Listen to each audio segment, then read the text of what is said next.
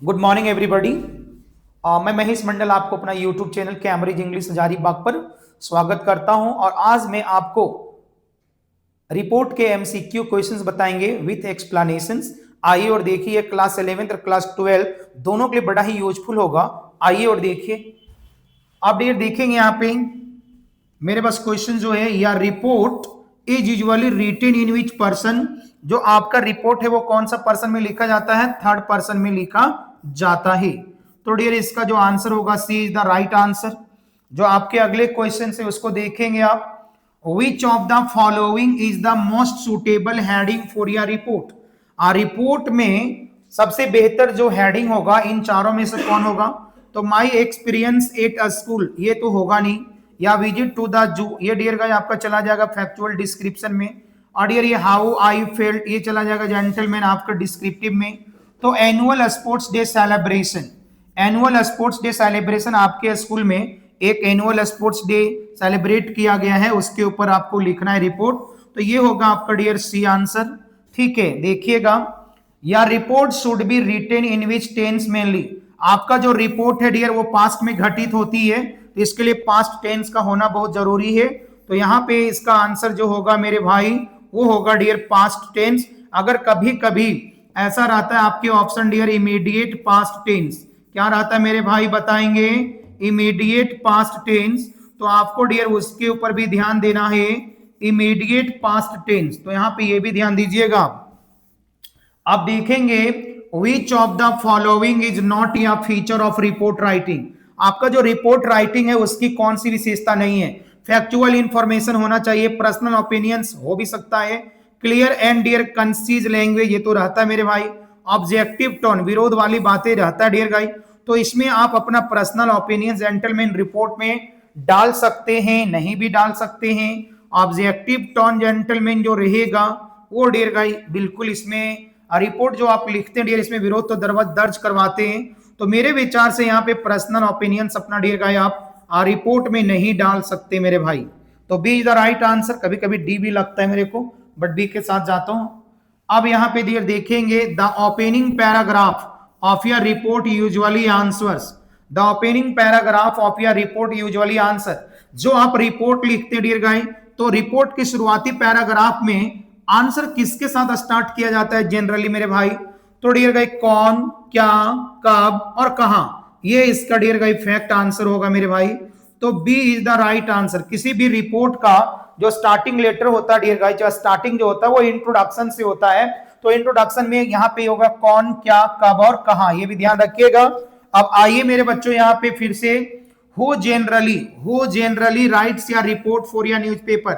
मेरे भाई जो न्यूज़पेपर के लिए रिपोर्ट लिखते हैं, तो न्यूज़पेपर के लिए रिपोर्ट लिखते कौन है मेरे भाई? तो न्यूज़पेपर के लिए रिपोर्ट डियर गाइस रिपोर्टर लिखेंगे मेरे भाई, यहाँ पे ध्यान रखेंगे। तो कभी कभी डियर गाइस एडिटर जो है ये लेटर वगैरह लिखता है मेरे भाई, लेकिन ये रिपोर्टर लिखता है डियर गाइस। तो यहाँ पे रिपोर्टर और कॉरेस्पॉन्डेंट के साथ जाएंगे। तो C is the right answer. अब विच of the following is the correct format element of your report. Report की जो फॉर्मेट है उसमें कौन सी बातें हैं जो बिल्कुल एलिमेंट है? तो मेरे भाई यहाँ पे मेरे को जो लगता है वो बाई लाइन है। सर बाई लाइन के मतलब क्या होती है? सर बाई लाइन के मतलब होती है रिपोर्टर, जो डियर गाइस रिपोर्ट वगैरह लिखता है ना मेरे भाई, उसको बोलते हैं हम लोग डियर गाइस रिपोर्टर। भाई सैल्यूटेशन तो होता नहीं, एड्रेस तो होता नहीं है, सब्सक्रिप्शन तो होता नहीं है। तो डियर सब्सक्रिप्शन लेटर में होता है जो नीचे में योर्स फेथफुली, एड्रेस तो जान रहे, सैल्यूटेशन भी जान रहे। तो भाई बाई लाइन यहाँ पे आंसर होगा डियर। बाई लाइन मतलब क्या होता है सर? तो बाई लाइन के मतलब जो लिखता है ना मेरे भाई उसी को बोलते हैं बाई लाइन। जो व्यक्ति जो ऑथर होता है जो किसी चीज को प्रेजेंट करता है वो बाई लाइन कहलाता है। तो यहाँ पे बाई लाइन आंसर होगा 7 का डियर सी होगा। अब आ जाइए मेरे भाई 8 नंबर क्वेश्चंस में, देखो लिखा हुआ the byline in your report includes. तो dear guys the byline in your report includes, report जो है बाई लाइन इंक्लूड्स करता है name of the reporter. Name of the reporter dear guys लगभग बाई लाइन के करीब ही होता है। तो इसका जो आंसर होगा डियर ये होगा। यानी ध्यान देने वाली बात है, रिपोर्ट जो है किसको इंक्लूड्स करता है बाई लाइन में? तो रिपोर्टर का नाम को इंक्लूड्स करता है मेरे भाई, ये ध्यान रखिएगा। तो चलो डियर यहाँ पे हम लोग थोड़ा इसको देख लेते मेरे भाई। अब चलिए फिर से आगे बढ़िए हम लोग क्वेश्चन नंबर 9 में देखेंगे which language style is most appropriate for report writing.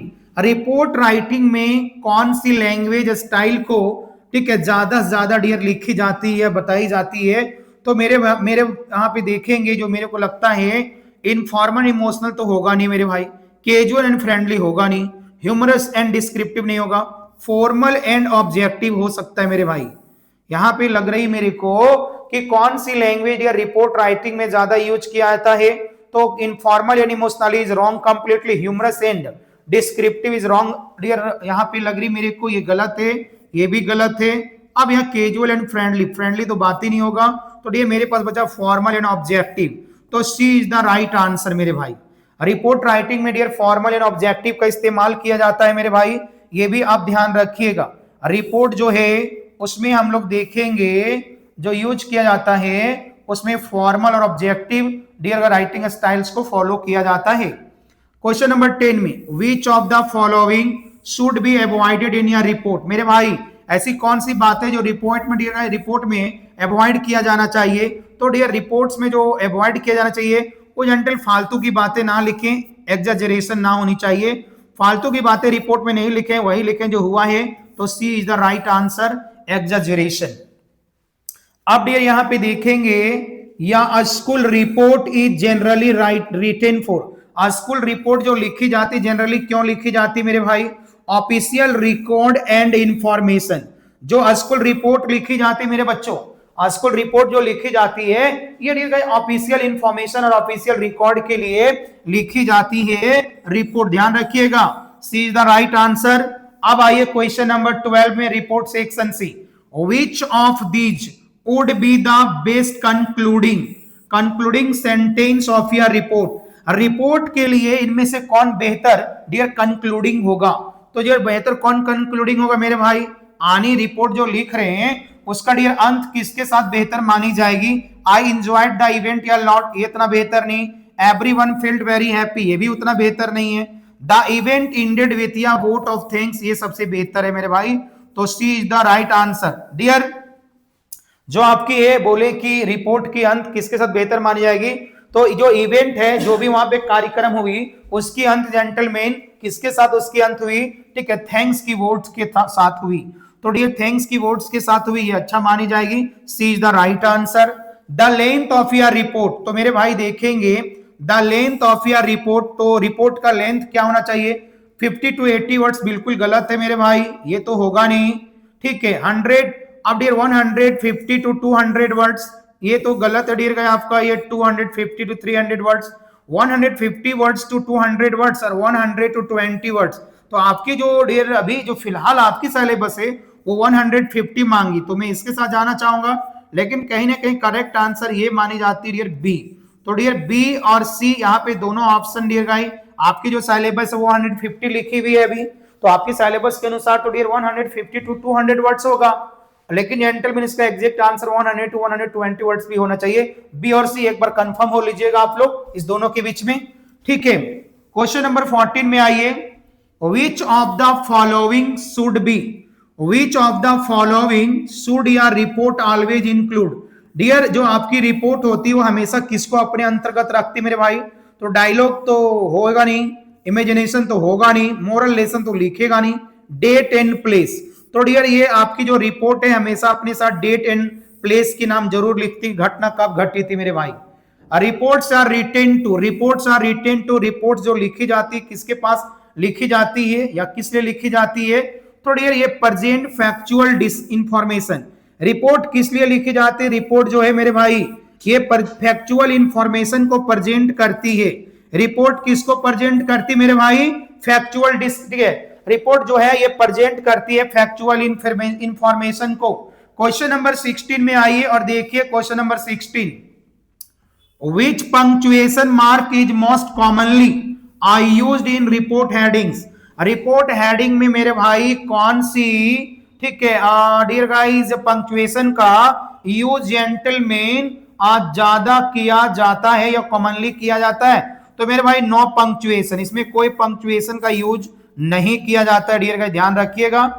ठीक है, अब यहां पे लिखा question number 17, which phrase is commonly used in report writing. Report writing में कौन सा फ्रेज का इस्तेमाल बड़े पैमाने पर किया जाता है या साधारणतः किया जाता है। I think that, dear it was observed that, in my opinion, I strongly believe. तो डियर यहाँ पे क्या होगा आप देखिए जरा गौर करके, I think that, dear I think that तो गलत होगा मेरे भाई। It was observed that, in my opinion, in my opinion भी गलत होगा। आई स्ट्रांगली बिलीव भी गलत होगा। इट वॉज ऑब्जर्व्ड दैट, यहां पे ये होना चाहिए dear guys, B is the right answer. जो डियर आपका रिपोर्ट राइटिंग में कॉमनली जो फ्रेज यूज किया जाता है वो ये यूज किया जाता है मेरे भाई, इट वॉज ऑब्जर्व्ड दैट। ये डियर ध्यान रखिएगा, आपका आंसर जो होगा 70 नंबर का बी होगा। ठीक है, ध्यान रखेंगे। आइए डियर 80 नंबर में, या रिपोर्ट शुड बी, या रिपोर्ट शुड बी डियर देखेंगे यहाँ पे क्या होगा, आपका रिपोर्ट कैसा होना चाहिए, बाइस्ड एंड इमोशनल। तो बाइस्ड एंड इमोशनल नहीं होगा dear guys, imaginary and creative नहीं होगा, एक्यूरेट एंड प्रीसीज। तो एक्यूरेट एंड प्रीसीज होगा। आपका रिपोर्ट जो है वो एक्यूरेट होना चाहिए और प्रीसीज होना चाहिए। आपका रिपोर्ट एक्यूरेट और प्रीसीज होना चाहिए मेरे बच्चों, ध्यान रखेंगे। संजय पीछे लगे बंद कर दो। आप ये देखेंगे, विच of the following, question number 19 from report section, which of the following topics is best suited for report writing. Which of the following topics, ध्यान रखेंगे, विच of the following topics is best suited for report writing. इसमें कौन सी topics है जो report writing के लिए बहुत बेहतर मानी जाएगी। या घोस्ट स्टोरी, गलत, ये तो कैसे लिखा जाएगा डियर, स्टोरी हो जाएगी। माय फेवरेट टीचर, ये भी डियर आर्टिकल्स में चली जाएगी। माय चाइल्डहुड मेमोरी, ये डियर अपनी बचपन की यादों में चली जाएगी, ये सब आर्टिकल्स में चली जाएगी। Tree plantation drive in school, यानी स्कूल में डियर पेड़ पौधे रोपण कार्यक्रम चलाई गई थी, ये डियर का रिपोर्ट का एक डियर सूटेबल डियर टॉपिक्स होगा। आइए डियर क्वेश्चन नंबर 20 और last question of the report, which section of your report provides additional details and facts। Dear report में ऐसी कौन सी सेक्शन होती है जो आपको एडिशनल डिटेल्स और बहुत सारी उससे जुड़ी हुई बातें आपको बताती है। तो हेडिंग डियर का आपको इंट्रोडक्शन बता देगी मेरे भाई, इंट्रोडक्शन भी आपको इंट्रोडक्शन ही बता पाएगी, और डियर कंक्लूजन डियर का उसकी अंत बता पाएगी। तो उसकी बॉडी ही आपको डिटेल बताएगी, किसके बारे में, रिपोर्ट में क्या क्या हुआ ये कौन बताएगी डियर का, उसकी बॉडी बताएगी। रिपोर्ट में क्या हुआ उसके बारे में डिटेल जानकारी आपको कौन देगी, बॉडी देगी मेरे भाई। इस तरीके से मैंने रिपोर्ट, सिर्फ रिपोर्ट सेक्शन से मैंने आपको 20 क्वेश्चन करवाया। नोटिस सेक्शन से भी मैं आपको क्वेश्चन करवा रखा हूं, वीडियो अपलोड है, उसको देखेंगे।